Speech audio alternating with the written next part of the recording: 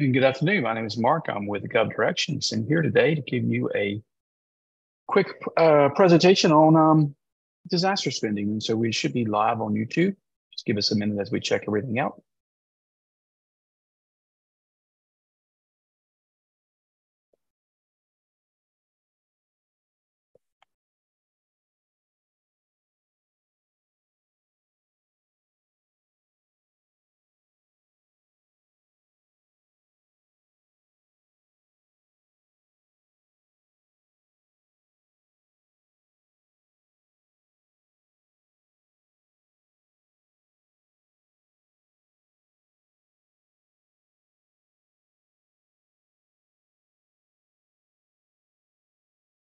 So good morning, everyone, and welcome to GovDirections. And this is a session that we're going to do today on uh, how to work with disaster spending. So here we are live on YouTube, and we're just getting started. And we're checking out the audio and so forth. Just give us a second. Everything will be good.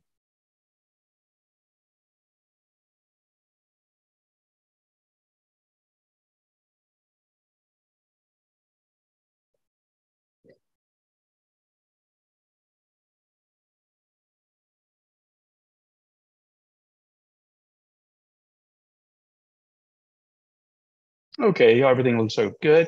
So, at GovSchool, this is a service of GovDirections, and our primary objective is make certain that you really understand how to learn to win government contracts, not just in finding them. And even with disaster contracts, finding them are often sometimes very difficult in various stages of that. And just as a reminder, in government contracting, there are really kind of three different stages of disaster relief and contracting. The first is preparedness, making sure that an organization that is ready to go in case there is a disaster, making sure they have everything organized the correct way.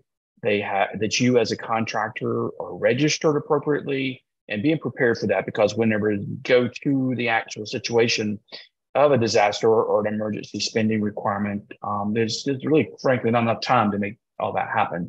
And so they need to have you in place, ready to go beforehand. And those contracts are oftentimes sent out directly, quickly through the request for information stage or through other processes where they're reaching out to you and your capabilities in an expedited manner. And so having your capability statement and your capabilities set up correctly in SAM.gov is important. And then, of course, the third stage is more about remediation, making sure everything's taken care of, and recovery is happening appropriately. Sometimes that can take years, in fact, and we will see that. So here at GovSchool, what we want to do is make sure you fully understand that process. Before we get started, I always like to show you our schedule, our upcoming week. We just finished our just 8 weeks of learning class. And today, of course, we have a disaster procurement. If you do have an interest in improving your writing skills this afternoon at 4 o'clock, we have a special session with Tammy Bailey-Fultz. She's an expert in this topic, and she's able to help you with your writing skills to make sure that you can get a response back. And that's particularly of importance in disaster spending as well, and making sure that you have your executive details, your qualifications, experience, and other important parts ready to go for those responses, because they oftentimes require you to get a very quick response back. Tomorrow, talking with Dr. Cynthia Harper, who's going to help us with the capability session. In fact, in disaster spending and disaster contracting, that's nothing more important than having your capability statement ready to go. And so this is sort of a how-to exercise to make sure you're doing that. Tomorrow afternoon, we have our contracting mini boot camp, and really a good solid 2 hours of information. This class is almost full. If you do have an interest in it, you should jump on that one. The RFP itself, Saturday morning, 9 o'clock, this is a round robin, just give you some time to ask questions about the request for proposal, what it is, how to learn, how to read it. But just a real informal session on Saturday morning with having a cup of coffee. And then, of course, we're talking again about set-asides, and then local lessons next Tuesday. This is really how do local governments make decisions.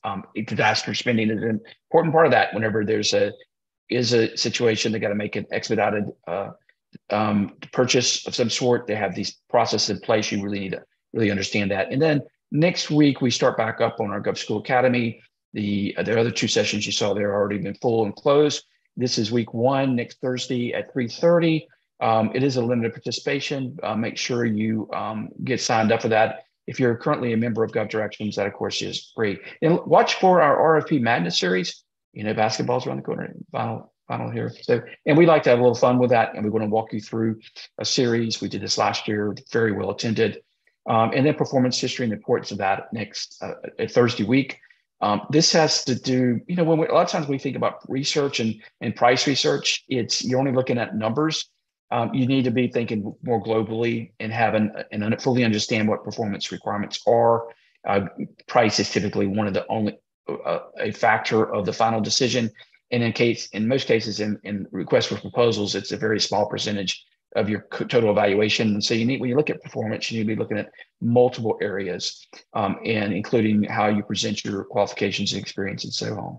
So that leads us to today and disaster relief contracting. Big business, you know, and in fact, you know, we saw with COVID and more recent storms, almost a $2 trillion uptick in government contracting. Still don't have final numbers on that. You know, we still see local and state governments pushing forward. The Infrastructure Act, you could kind of, you know, it's not traditional disaster relief, but it's all been put in place to make sure we can deal with disasters in the future. Disasters themselves, though, are an immediate response. And so whenever we're involved with that, I use the West Coast here and the storms, and there's different types. You know, you can do snowstorms. A lot of times you see hurricanes, tornadoes, and earthquake type immediate reactions need. The fires in the West, another classic example. And in the areas that you will see the spending push through will be all over, from immediate relief in terms of clearing roads, for example, to housing individuals who have been displaced, hotels, and housing, modular type, temporary housing, temporary staffing that's required, and just more, you know, from tent rentals to equipment vehicles replacement to general remediation. Those are some of the immediate needs. And then long term, you see the infrastructure repair, where you're coming in and replacing a road, replacing a roof, replacing a building, replacing, you know, the mental stage of individuals as well. You know, it's more of in terms of spending. Just about every area that government contracting is involved in. But you do have to be registered appropriately in order to participate in these special funds, because they do have more lenient requirements, and you have to have been pre-approved more or less to be a part of that. And so the Thomas T. Stafford Disaster Relief Act and Emergency Assistance Act was signed into law in 1988. It amended the previous Disaster Relief Act that was in place in 1974, but it requires, it basically governs how the federal government will procure with you. Now, you will see the terminology of FEMA oftentimes when we're talking about disaster, but we did see in other areas, Health and Human Services, Department of Interior, things of that nature, and then eventually the Defense Logistics Agency, whenever we were talking about COVID, that are involved in procurement at the federal level. Most of this is pushed down, though, to the local and state government levels, captured with the rules, and you include us of all the rules that are attached to it. But those funding requirements and the funding decisions can be made quickly when a state gets a declaration, either at that state level or within the local government level, and depending on the authorities set up within the individual states. Still, though, under the governance of the Stafford Act. And so be aware of that. If you're going to be a big player in this field, make sure that you step in and read those requirements. And I would point out that this act does require them to contract with businesses first that are located in the affected area when feasible and practical. And that when feasible and practical was a big qualifier, because honestly, when a situation like this occurs, traditionally these businesses are also impacted. And but if you do have relationships, in the locations that receive a disaster declaration, then potentially you can step in there and partner with those companies that are locally. So having access to that data is helpful. Potential contractors are required to register in the appropriate federal database to be eligible for contract awards. And this is essentially, and there are a couple of different locations in FEMA and so forth, but essentially the first step is in SAM. Okay, I'm more of an experiential guy, so I'm going to show you some of this as we go along. But whenever you go into SAM and you get started, first of all, always do this qualifier. It is free to register in SAM. If you've been approached by anyone or someone's asking you for money to do this, it's just not required. Everyone can potentially add value, and be aware of that. But the guidance that they will provide is often sometimes difficult to do anyway, because you're the one who's got to give SAM all of the details for your accounts and make your selection of your NAICS codes and so forth, because they're primarily what they're doing in SAM is really is a system for award management. It's the accounts payable system for the federal government. You got to be in there in order for them to strike a contract with you, because they don't want to have to. It has to move so quickly that they can't approve you after they give you award. They got to approve you before you even apply. Okay, so that's a requirement.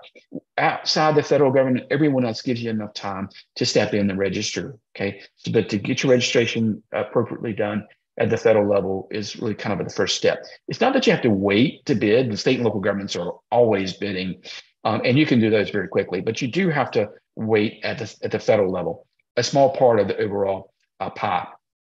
When you're going through, it's an easy enough process to get started. Click on Get Started, and then step through.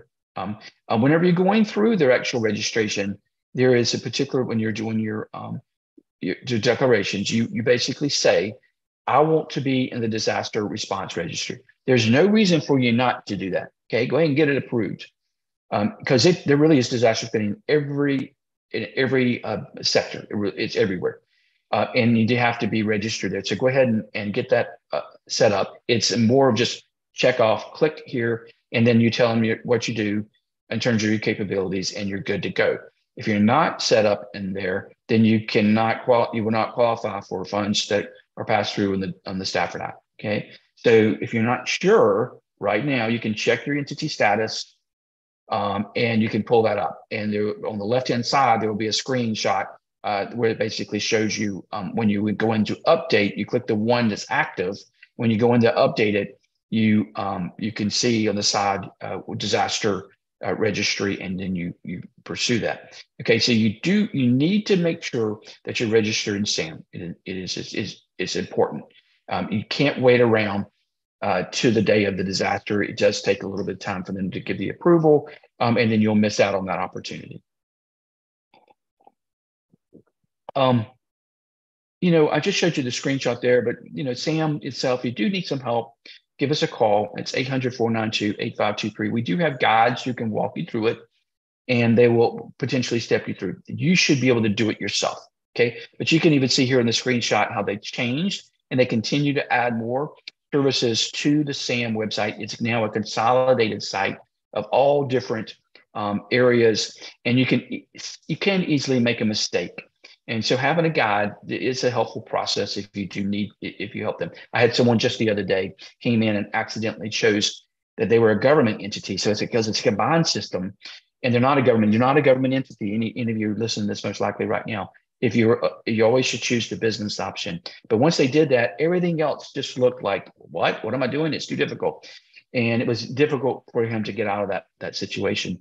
But it was even more difficult for me to figure out why he got himself in the situation in the first place. But having someone do that will help you. But it is now a combined system. And in fact, in the contract opportunities area and contract data, there's a whole area where you can go down and you can actually download. Let's just bump back over there. I'll show you how you do this. You go over to data services, data bank. If you go in the data services area and data dictionary, contract opportunities, exclusions, so forth, you can go in and you can look at past recovery situations, and you can download that. This is a database. It's historical. You can kind of see the types of contracts that have been awarded in the past. You can see how old this data is, from 2009. And so it's a long history of data. This gives you some pricing structure. The older that you get, the less relevant it is. But importantly, also you can also step into some other system, but it also tells you who the agency is, who issued it, and so who you should watch out for, and then who won it. And then that would actually tell you kind of, if you look in their qualifications, you can start doing that performance research and see what those businesses did to win that work. And if you go into usaspending.gov, this is another database. It's very helpful to use, freely available. You can come in and look for the spending related to disasters in different areas. In fact, it's 1.5 trillion already issued in spending plans. Okay. And so in this, you can very quickly go in and do that. You can do a word search, and in your field of interest and work, you can see that. You can download the data. And I do a special class just on how to use USA Spending. Very powerful tool.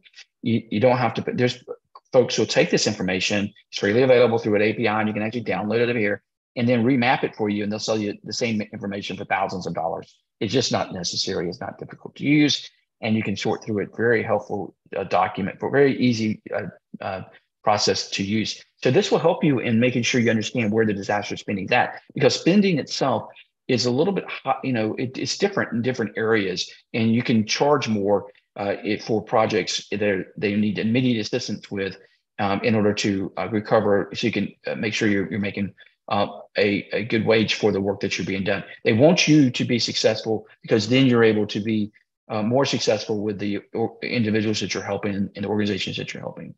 In the registry itself, disaster response, it actually will explain, and it'll talk about FAR. Okay, FAR is the Federal Acquisition Regulations. And so if you go to acquisition.gov, okay, and in FAR, they're going to tell you it's going to be FAR subpart 26.2. It's subpart 4.11. So when you read that, you browse the FAR, and then you can step over here and you'll see the areas, the subparts, and they're going to expect for you to know what they're talking about. It also should be in language that's easy to understand. So when you step into 4.11, okay, 4.11, draw down, okay, there is a system for award management telling you how to do disaster response registry, okay? And you should be able to read through here and know exactly how this works. Okay, and you're going to want to do this if you are really interested in working with disaster response. And he talks about how they do low bidding and so forth. And they're going to tell you that as you register what you need to watch out. And then 26.2 as well. And so if I was to step again, reminder, 26.2, major disaster emergency assistance. Okay, local area preference, transitional work. And so here's where we talk about that they like for you to be in the particular area if you can. So if you have an interest, always reach out to someone who's there who has already been registered, and you can find that once you're logged into SAM, and then SAM, the system for award management, which also is a system for vendors, and you can search a geographic area in order to know agencies that are businesses that you can potentially work with. Okay. Use those tools to your advantage, okay? In the disaster response section, this is something that's used by FEMA and the U.S. Army Corps of Engineers. The Corps is more actor to repair and making sure things happen, but you can watch those locations to see immediate needs. And we saw with a major disaster there in mid-Florida, and the Army Corps really stepped in there for the clearing, especially when there's bridges and things involved with along the coastal area. Be aware of that, and then they can help you, and they'll help that. And in the West, we're dealing with maybe the Department of Interior and places where the Army Corps is also there, and as a part of that. And there's a quick start guide that you can potentially look up and read through, and it will help you with understanding it. Okay.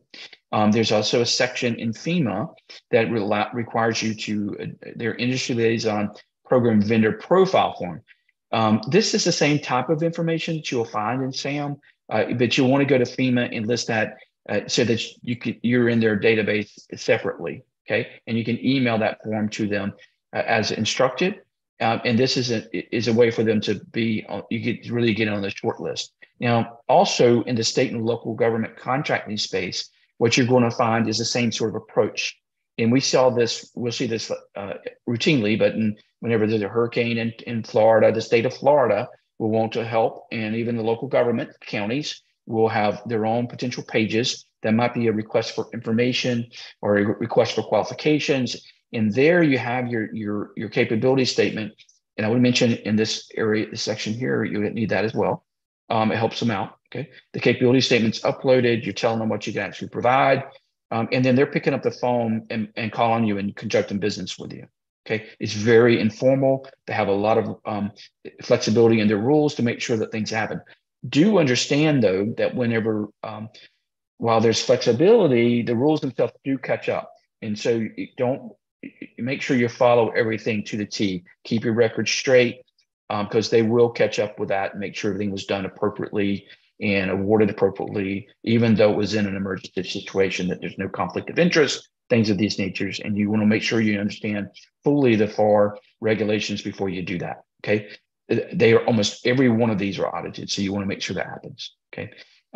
And we're even seeing that now with a lot of the COVID spending that was there, making sure that that was spent appropriately. There was good examples routinely of where it wasn't, and it's now just now learning about that at a specific dollar number, of course.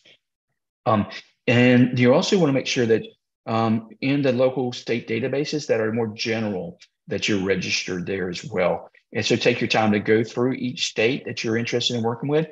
You can Google them, find them. We link through you at GovDirections in your account, so sort of the business guide section to show you. But here, for example, is California.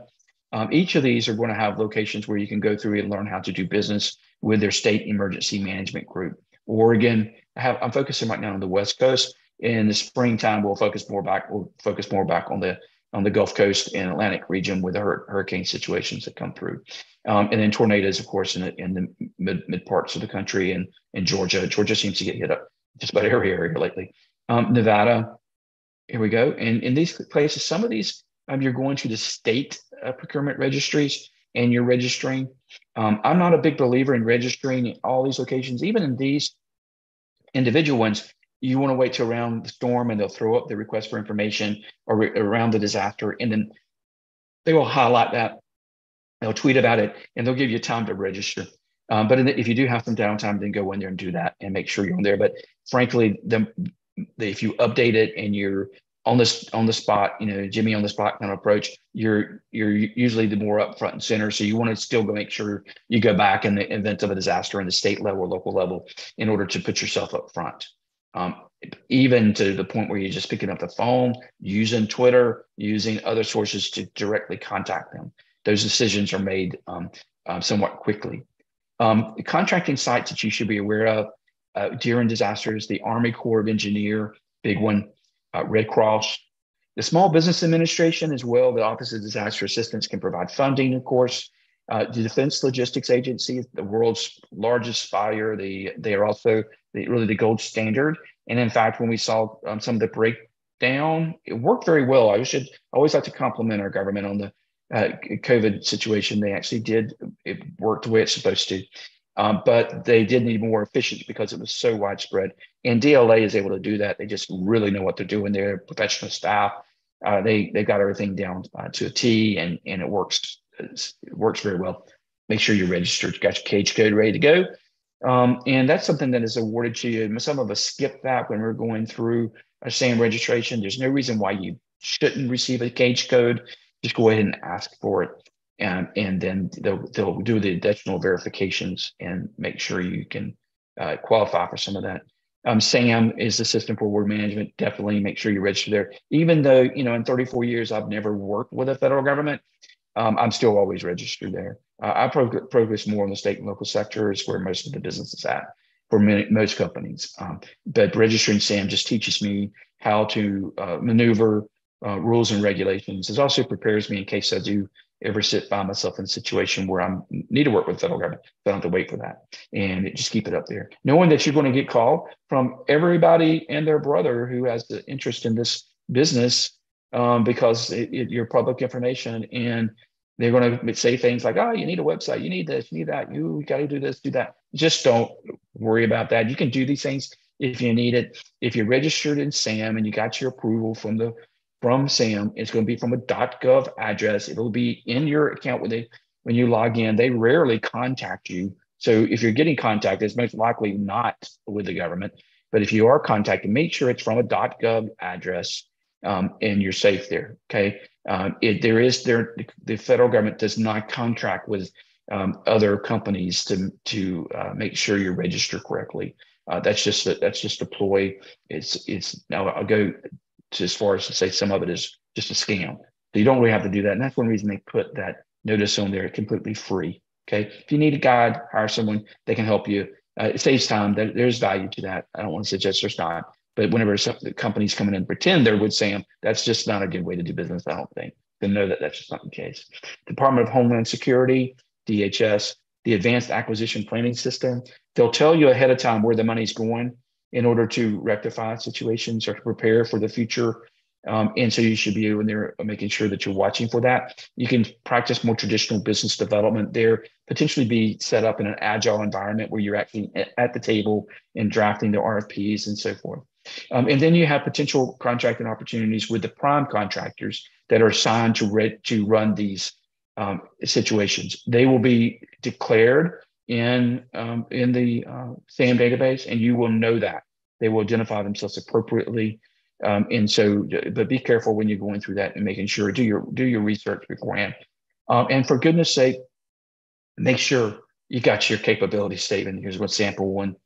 The federal government defines how the capability statement is structured, and then everyone should follow that. It needs to be 1 page, 2 page maximum, but 1 page is where you should be at. And you should be putting together particular information such as your cage code. This is an old image. It has DUNS number. They're no longer using that. They're using the unique entity ID. Make sure that's there. It's clearly branded. And you look at this, you know it's GovDirections. Okay, and we're here. You give them your executive summary, your core competencies. What are you good at? Sell yourself. Okay, your certifications. If you have them, list them. Your NAICS codes and PSE codes that you are assigned, that you've chosen within SAM. Okay, make sure you've chosen them. If you're doing work primarily with at the state and local, you want to add your NIGP commodity codes. That's probably the dominant one. Or if you're in a particular state that has their own coding system, there's a hodgepodge of coding systems, then you want to add that one. It's just a way for the government to very quickly know that you know what you're talking about and you're ready to go. Okay. And so in disaster spending, they're going to have money. And if it's in roofing, you need to have the NAICS code of roofing assigned to you, and then they can award that contract. Your past performance. This is where you sing your song. Ideally, you're giving some contracts you've won. If it's not, then you sell yourself. If you got performance up, I've worked on 350 plus contracts in 34 states, so I've got some performance there. You want to be somewhat flexible, and what you list there, make it interactive, so that individuals can bounce through your website at this point. Your capability statement, your website address should be here with a secure link. And in fact, I'm looking on this one. I don't think my website's here. This is a dummy one that I use as an example, but it needs to be on there, your website address, and it needs to be securely there and interactive, so that the government, when they see this, most likely there's going to be in a PDF form these days when you email them, that they can click on that and go to your location. And if you give them an unsecure link, their systems are going to block that. Okay. And sometimes you want to have a video welcoming your company. That can be a cheesy video like this one is. It's okay. They want to meet you. They want to do business with you. You can use Zoom to record those, upload those on YouTube, and it's all ready to go. Just link to it. And do that on your product demonstrations, things of this nature, so they know what they're getting. Draw them into you. Okay. But at the very least, have a 1-page document ready to go that has these particular items that are required by the federal agencies. They've come together and defined that, and you'll see that requirement. So there we are today. And I really appreciate you taking the time and joining us on YouTube Live. We enjoy our work. And if you have any questions, you can always reach out to us at Gov School or GovDirections or RFP Delivery. All of these are locations where we're publishing.